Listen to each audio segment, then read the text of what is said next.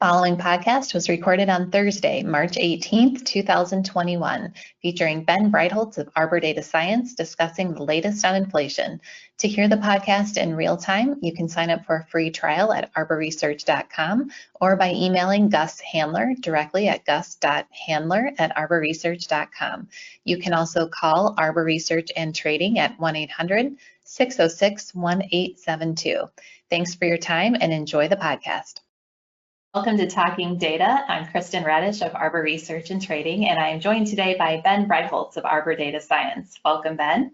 This is part of our inflation series, and the 10-year hit 1.75% today, and we're anxious to hear the latest from you in regards to inflation. What can you tell us? Yeah, so we're seeing a transition right now, I think, in markets from being fearful of potential tapering and rate hikes back to inflation.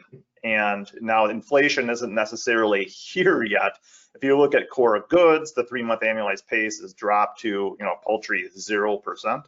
And core services have dropped to a pace of 1% on a 3-month annualized basis. We need something more than that to get people really excited. But lo and behold, they actually are to a certain extent. And so what we've noticed, and there's a chart that we have up here, and this kind of tells this story, the real yield component of the 10-year or the 5-year note in this case was what was driving yields, nominal yields higher, really since the early portion of February. So we get this big spike, and if you think like a 10-year from 1.10 to 1.6, now 1.75%, that was on the heels of real yields, so the fear of higher term premium and the fear of rate hikes getting pulled closer. So that correlation ended up jumping back to where it should be, around 0.85 between, again, the real yield component and the nominal yield. Now, what's happened is the inflation side of it ended up kind of falling off the map. So its correlation, nominal yields to the TIPS break even for the 5-year, and this applies to the 10-year as well,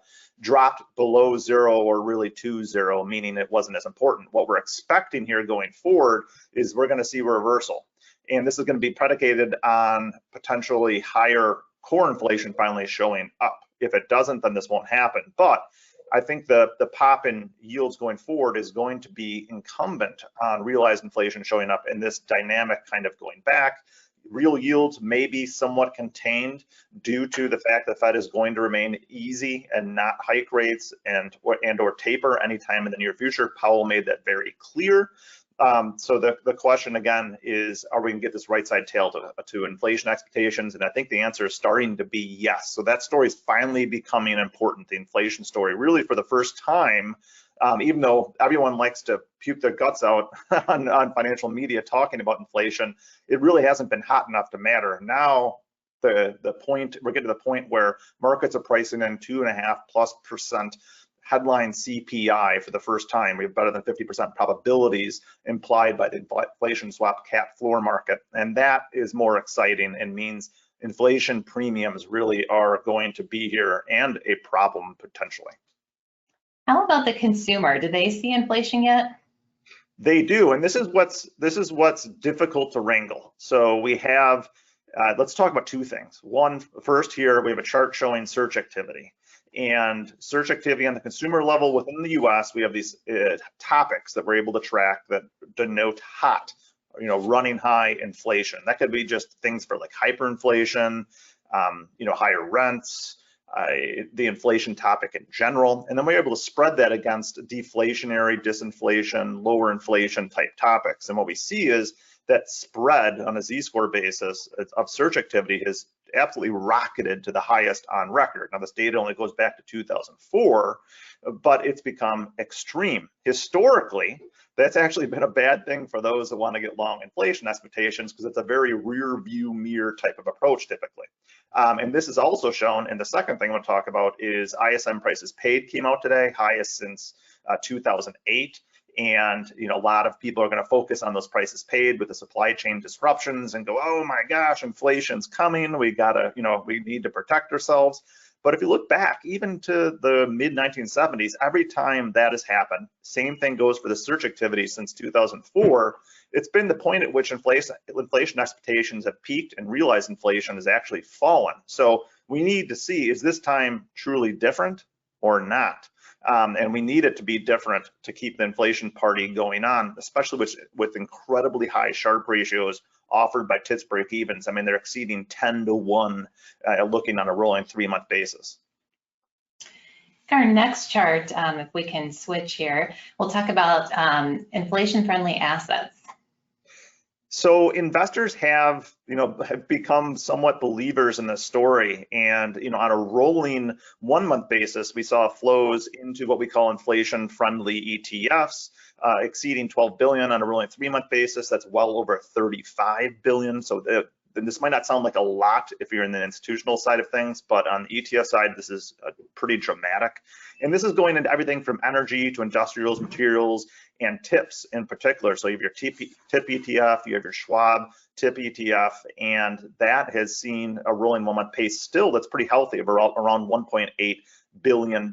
So if we're going to look at for check marks of what's different, is this finally different about what we were just talking about previously, we can put a check mark for ETF flows in that they are so fervent. We really haven't seen this type of demand historically, which may mean it has some kind of lasting power. How about global recovery, Ben? I know you've done some work on past, you look at the past global recovery since 1960, I believe is our next chart here. Walk us through this. So what we've been doing a lot is trying to figure out, find what kind of regime are we in with inflation and really growth in general. So what we've done is we've gone back and looked at global, kind of synchronized growth and recoveries out of slowdowns. And we can use OECD CLIs or composite leading indicators. And what we want to see is a dramatic decline in them, meaning that we get this somewhat of a recession or a full-blown recession. And then we want to see better than 50% of these economies growing above average, meaning these CLIs are coming in above 100. That's likely going to happen this March, or very likely going to happen this March. So we have well over a dozen of these scenarios historically to look at. And what we're kind of doing is pegging and looking at the pre-1995 period when we would have global rebounds from these recessions and you get core inflation to run hotter and kind of sit there for a little bit, as opposed to post-95, it just wouldn't happen. We wouldn't see this rebound in core inflation. Every time we had a recession, we'd see core inflation regime shift lower. So we're trying to figure out, should we consider this pre-1995 kind of experience in that if the Fed is going to sit on their hands, which is different, and allow inflation to run hot, core inflation could do what it had done pre-1995. And so we have this great chart that shows what TIPS break-evens did. This is the 10-year, pre-1995 coming out of these global rebounds, and then post-1995. And you can see post-1995, it's not that exciting. But before 1995, which is what we're kind of tracking and actually exceeding right now, it does get exciting. So we've seen TIPS break-evens widen by about 60-65 basis points. That's on par with what we typically have seen pre-1995 coming into these global recoveries, but then afterwards, TIPS break-evens are able to add another 60 or so basis points on average, which would mean that we would see, somewhere around potentially 290 on the 10-year TIPS break-even, which I think is a long shot. I'm not necessarily advocating for that, but if we do go back to this pre-1995 period, that is something that you have to realize. This right side tail is showing up, and that's what investors are starting to price in for the first time just in the past couple of weeks. So this inflation story, as much as it's talked about, it really hasn't been one until now. In our next chart, speaking about those pre-1995 relationships, focuses on CPI. Here we have both sticky and flexible CPI. So for those that think these are weird terms, sticky is essentially items that just don't move that much. And it's like laundromat prices. And you can think of core inflation for the most part versus flexible, which is going to fly around with energy. Like energy, as we're recording today, is taking TIPS break-evens down a little bit, down 4%. So if we look at the more focus on the sticky, but we'll also look at the flexible, these dotted lines we have in the chart going back to the 1960s show these global economic rebounds. And what you can see is they are coinciding for the most part with major troughs in either sticky, typically sticky, but also flexible inflation. So you get these kind of rebounds and they kind of last for a couple of years. And that's why, inflation expectations looking historically have done well in the pre-1995 period. Since then, inflation's done really nothing. It's been kind of at 2% or below. And so now this is the big question. Are we going back to these type of scenarios? And if so, that is really a true game changer for the bond market and will potentially be a game changer for risk assets. How about the role of the Fed? Good question. So this is something we've been trying to wrangle quite a bit, and I think we've done actually a really good job, is trying to do some decomposition of TIPS break-evens and real yields to figure out what is really driving them. And the US and the Fed is kind of a special case because they're one of the only central banks that actually buy their inflation protected securities, buying TIPS. You don't see that out of the BOE or others. And so they're going to have an impact. And what they've done is they've dampened liquidity substantially. And this was a major problem during March and April when we saw liquidity, even with the most safe of safe assets and treasuries, kind of get obliterated. So what we figure is in our decompositions, they've added somewhere between 30 to 50 basis points to TIPS break-evens just by dampening liquidity, which means that the real inflation expectation is not as high as TIPS break-evens are likely showing, which that might sound bearish for inflation, but to me, that means there's still room to make up here for inflation expectations. We think that they're really pricing in somewhere around 1.7 to 2% inflation over the next 2 to really 30 years. So we have a chart here that strips out that liquidity premium offered by the Fed and their Fed purchases. Remember, they own 24% of the TIPS market, which is incredibly sizable, and that almost all came since March of 2020. They were at 10%, now at 24%. They're going to have an impact on a market that has a liquidity premium that certainly moves around quickly. So to recap that real fast, that's not necessarily a bad thing. It means that investors just haven't woken up to the inflation story yet, and that's something they could be doing here finally. And let's end today, Ben, with our last focus on the owner's equivalent rent. It comprises 24% of headline CPI. We've got a couple slides to show here, but kind of walk us through where we're at. So we've talked a lot about OER, indicating that it's the likely game changer. And unfortunately, it is a survey. It's something that has a huge, like you just said, a huge weight on inflation. And it's something that has not allowed or won't allow inflation on a core in particular to really rise over the medium to long term if it doesn't rebound. Now we have some really special scenarios going on with the moratoriums that may or may not end at the end of this month or next month. We'll see what Biden and states do.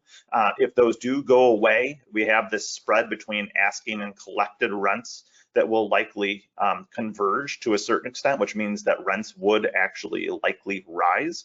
And this is at a critical juncture for OER. So OER in the US is running around 2% year over year. It's actually slightly below. If you fall below 2% year over year growth in owner's equivalent rent, that's usually recession and scary times. And that is going to have a heavy impact on headline and in particular core inflation.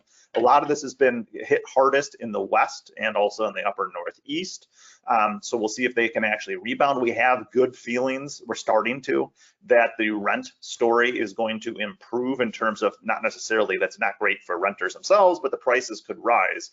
And we have search activity we look at. And here we show it by some of the most important metros. And what we're looking for is for search activity that's historically had a positive relationship, positive correlation with rents, and those that have a negative relationship or correlation, and we spread them. And so what we're seeing in February is that the searches for apartments, 1-bedroom apartments, vacation rentals, and so on began to appreciably improve. It did so too in the metros that were talked about the most last month, which were like Detroit and Tampa and so on. But now it's becoming more ubiquitous in nature. So it's with the vaccines, maybe the likely end of the moratoriums, people willing to be more mobile, which is no doubt happening now based on mobility data. It seems like they're starting to get the idea that they can rent again. And that could mean the needle could finally move. We have a neat model that we run that shows still a low probability, 18% chance that the year-over-year growth in OER will actually rise a year from now.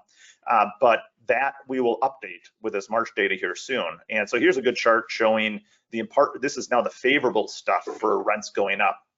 And these are just kind of basic topics within Google, for an apartment, those that are looking at rent prices and curious, renting in general, and so on. You can see that we're really exceeding the levels we saw in 2016 now and into 2017. And this has historically been a positive for rents. On the flip side, we have another chart that shows really kind of the negative side, which is if you think about things that could be bad for individuals, consumers, that'd be bankruptcies, charge-offs, evictions in particular, which could happen with these moratoriums ending, late fees and employment benefits and so on. So that had been incredibly high for most of last year, and was only recently, over the past maybe 3 months, finally started to abate. Now, we haven't seen jobless claims fully abate. We saw those actually come in above expectations today, not good. But searches indicate that that should recede in the months to come, and that the rent-related scenario, it could get exciting and get good, favorable for higher rents and higher core inflation if this continues into the summer months. Well, thank you, Ben, for your thoughts today. Do you have any final words on inflation? I know we will continue this series in the coming weeks, but any final thoughts to leave us with today? So what I'm focused on, and for those that say, where's the trade? What do you really think? The tips break evens we had been bullish on really since March, with that liquidity premium expected to get sucked away. And we are now at the phase where we would ride longs for the most part. I don't know how much I'd be adding to exposure, but obviously some exposure is better than not. Our risk asset model that's pricing tips break evens 10 years puts that somewhere around 243 to 250 basis points. That we'll see if that can continue to rise in the months ahead. That's the point at which we would think tips break evens are too hot to handle and would be potentially reaching an overbought state, but we haven't done that yet. So I kind of fall back on, let's see what happens with the realized inflation. Looks like OER is going to improve finally, which is I think a big deal. And the more that the kind of investment community shifts back from hikes to inflation is going to make this kind of a key topic, and really is what going to make nominal yields finally move as well, even though they were kind of out of the picture for the most part since early February. Well, thank you, Ben, and thank you to our audience for joining us today. For any questions or for further information, please contact Gus Handler at gus.handler@arborresearch.com. Have a great day.